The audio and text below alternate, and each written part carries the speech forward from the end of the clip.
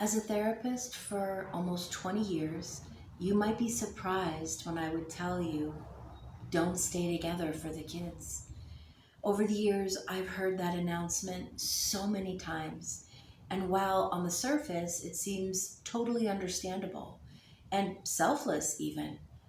But here's the hard truth that most people have a hard time really looking at. Your kids are watching everything.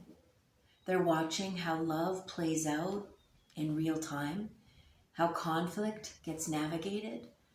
They notice when that silence feels unnameable, uncomfortable, something that just feels absolutely awful to live in.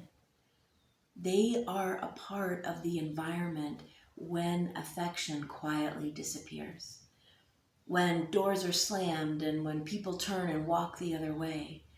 They overhear the sighs, the sharp edges in your tone. They feel the tension when you pass each other just in the hallway. They're walking on eggshells with you, but they don't have the context as to why. In really awful situations, mom's telling them her version and dad's telling them his. And in our minds, we're telling ourselves we're protecting them by keeping the family together. But what if we're not protecting them at all? What if instead we're shaping them, like handing them a blueprint for love that they'll now carry into every relationship they have? The risk is this: they may go on to recreate all the same dynamics in their own adult relationships, or spend years trying to unlearn something they never should have learned in the first place. If you took a moment to ask yourself, what version of love am I showing my kids? Am I showing them that conflict can be resolved with respect? Or that we just shut down, walk away, and let the resentment pile up?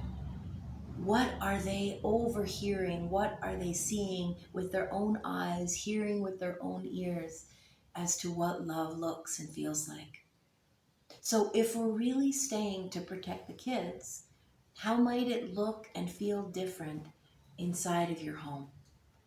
If it feels like you want to give them stability, but sometimes what we end up doing is cementing the very patterns that you hope they'll avoid.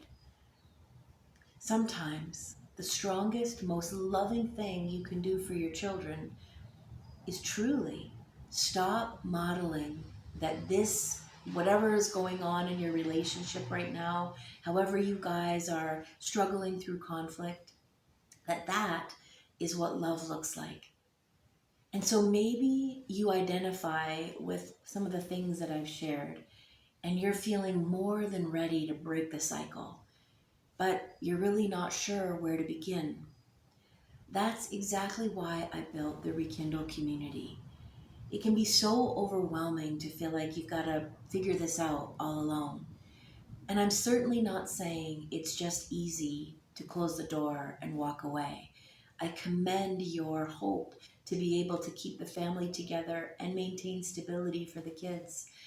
I just want to shine some light on what that might mean in the long term for your children, in what they're hearing and what they're being a part of.